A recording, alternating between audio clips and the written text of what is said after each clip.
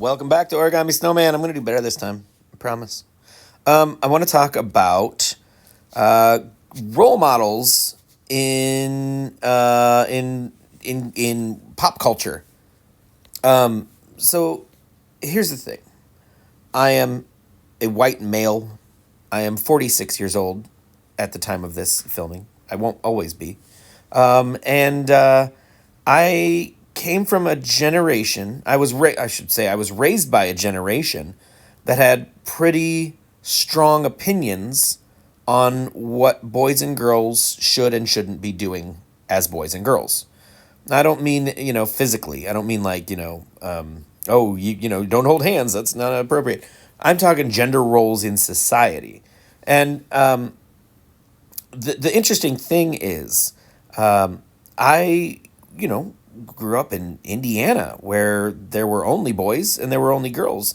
And I did understand that sometimes boys decided that they were going to dress like girls, and girls sometimes decided that they were going to dress like boys. And I was taught that that's wrong. And I've had to really kind of spend a lot of time and a lot of thought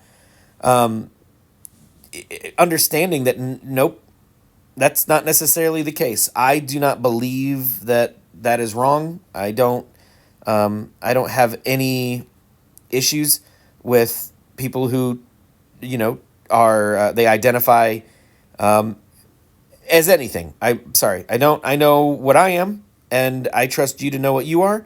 And even if you don't, I support your right to figure it out. So, I don't know everything. I don't have the answers. I'm not a biologist. I'm not a psychologist. I'm just a person who has been around, and I've seen a lot of hurt, and I've seen a lot of people not care that people are hurt, even when they had the tools to eradicate that hurt. They've decided to compound that hurt with useless opinions. So that's not what I'm going to do anymore. I'm not. I don't want to be that guy. In fact, I was looking just now, trying to get some ideas about like, the non-binary community. Who are your role models? Who do you have in pop culture to look up to? And it's not a lot. And the list is not long. When I was a kid, I had all sorts of role models. I had Luke Skywalker and Han Solo, and we had Captain Kirk and Spock, and we had all the athletes, and we had scientists, and it was just an endless stream of masculine male role models. And what does masculine mean? We'll talk about that in a second. But and even girls had plenty of role models. Princess Leia and all the Disney princesses, and you girls had the Queen of England, and I mean Betsy Ross. Like there was really everywhere you turned, there was somebody to look to, somebody to identify with.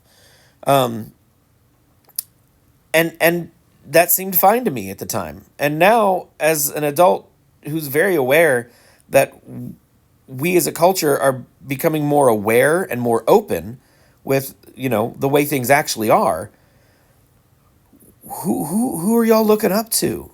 Who do you have?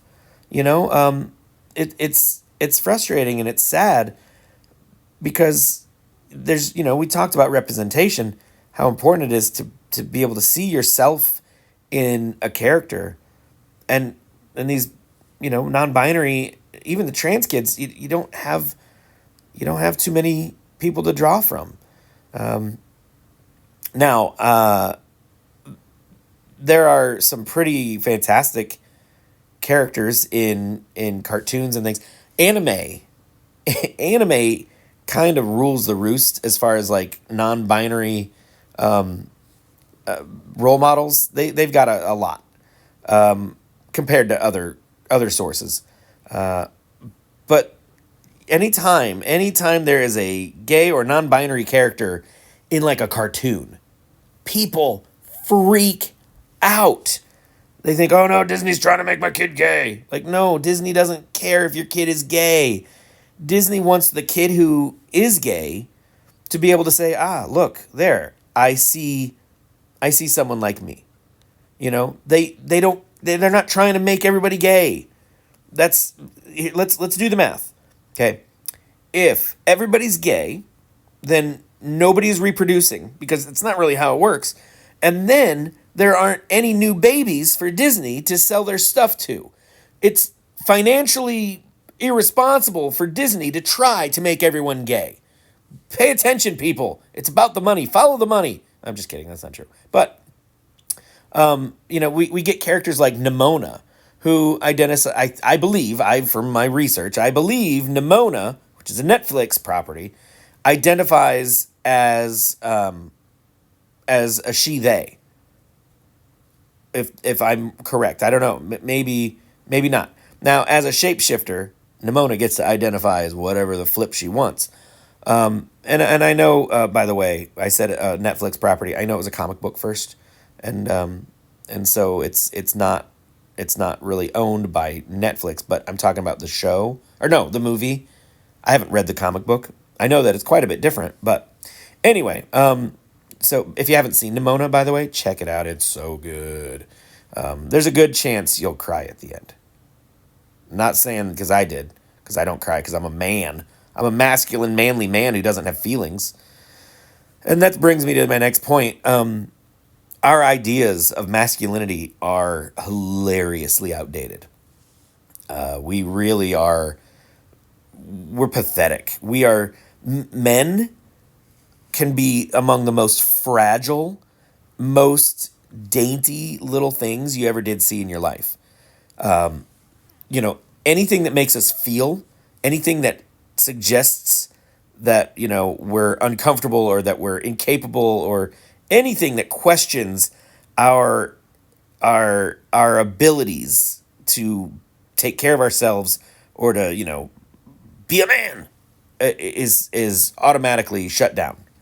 When was the last time you saw in an action movie a guy have feelings and really cry?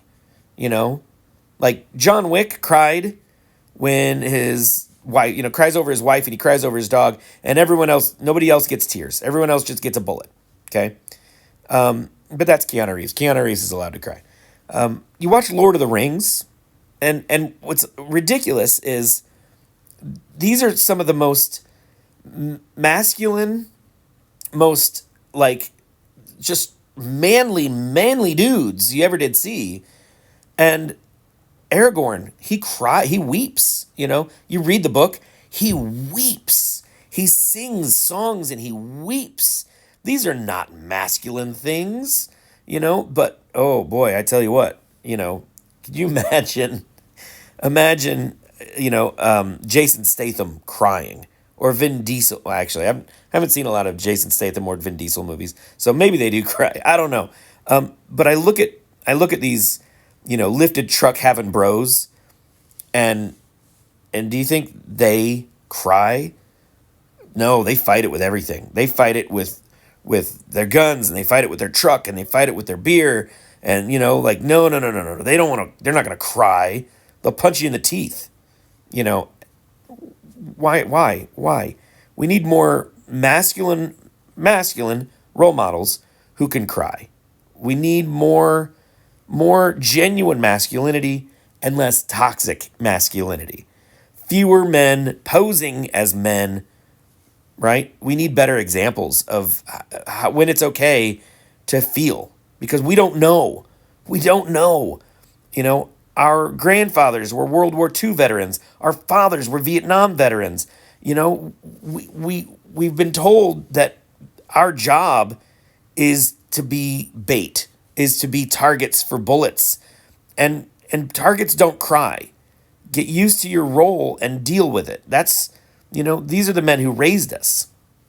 We've been taught wrong, and we need to be taught better. And as someone whose dad was not around and who a lot of my upbringing was done by actors in movies. Danny Glover taught me how to shave in Lethal Weapon 2. That is, that's a lot of times that's the sad truth. we were either raised by war veterans or we were raised by Hollywood, and it's left us all sorts of a mess.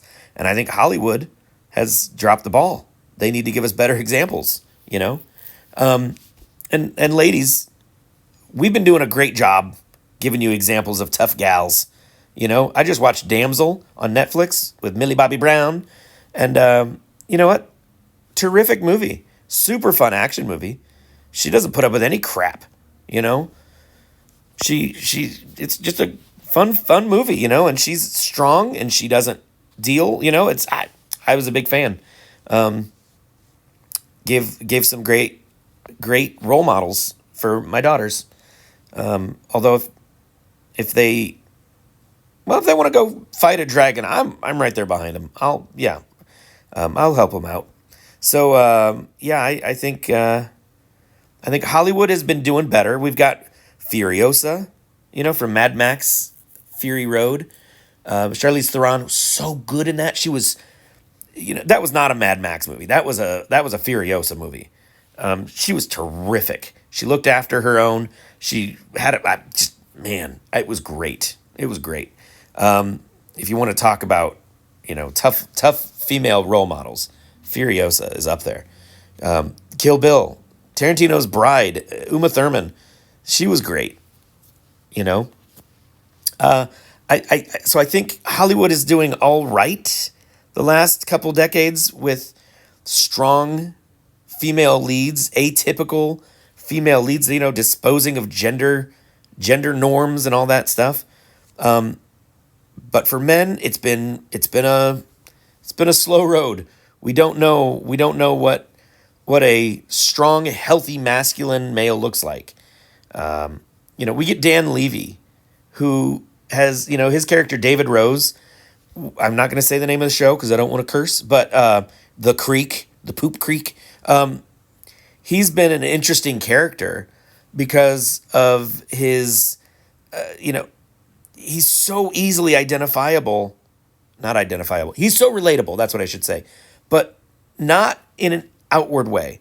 He says things and we're all like, ooh, I was thinking that. You know, he sets a really terrific example where no one else is setting an example for pansexual people to point and say, okay, I understand I understand, you know, what I am now, you know, or people who have heard the term pansexual and just don't know what it means. They can say, oh yes, that makes sense. That makes sense. You know, he says, you know, I like the wine, not the label, or yeah, I like the wine, not the label. You know, great example. But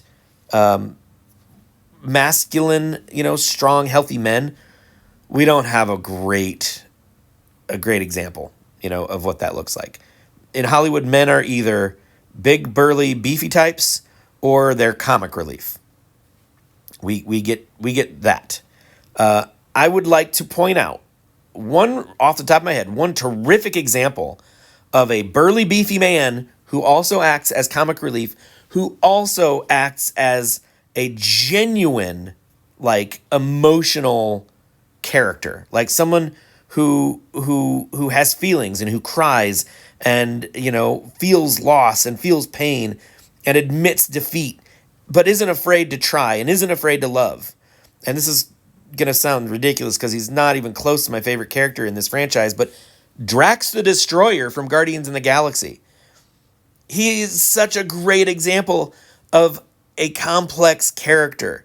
You know, he's a meathead, but he's all heart.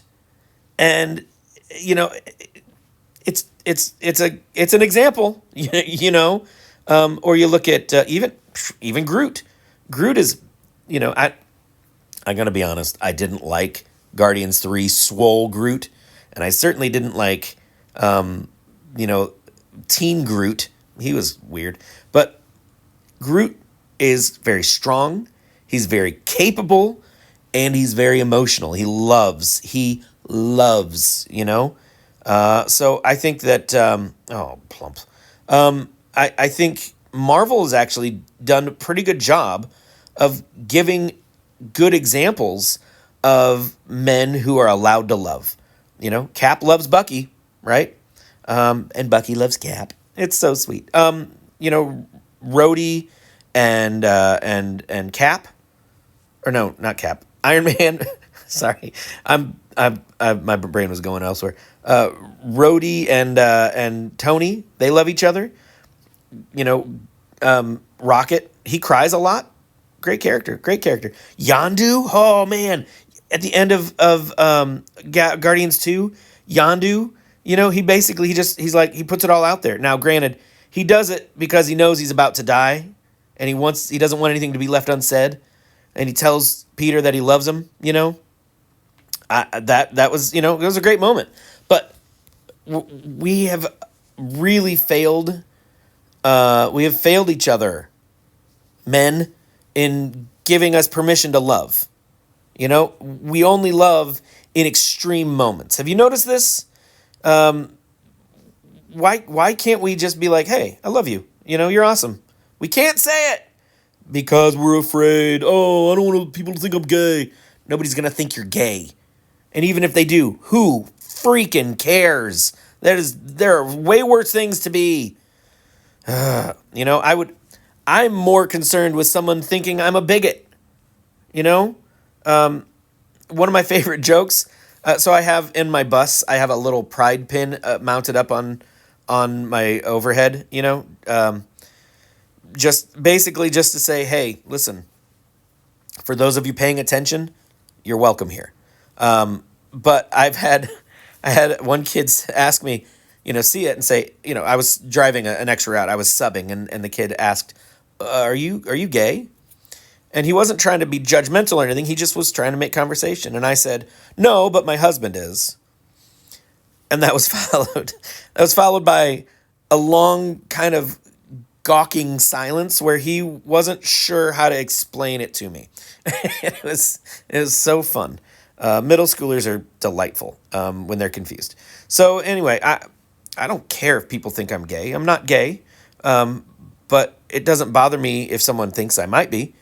Now, if someone thinks I'm a typical angry white male bigot, that upsets me. Please don't make that assumption about me. Why can't men be a little more open with our feelings? Because we don't know what that looks like. We don't know what it looks like. We've never seen it, When you see a woman crying, you think, oh, it's going to be okay. When you see a man crying, you think, okay, he just got the worst news of his life, and I'm going to stay out of it, right? We don't know what it looks like. We don't know how to treat men. So I think we need more examples of, what that looks like. Now, I have said that. I said a lot about that, okay? Now, think of all the examples of men that you see in the media. Yeah, you can probably come up with a dozen examples of a man showing feelings in an appropriate way. And I just said we need more, right? Now, what if you were a non-binary kid? What does that look like? How many examples do you have of that? Those poor kids don't have anybody. and it sucks. Hollywood, do better. Mom and dad, do better. Give your kids more examples of what it means to love and be loved and to let people have feelings and to share them with you. And, that was a wonderful hole-in-one, I think, maybe. So I'm going to stop here and my tirade, my rant that I didn't plan out at all. In fact, I haven't even gotten up. I'm just filming a bunch of these videos all back to back. So anyway, you guys are amazing and wonderful, and I love you all to pieces. Go have your feelings and go let other people have their feelings and encourage others to encourage others. I love you guys so much, and I hope you see you in the next one. Goodbye.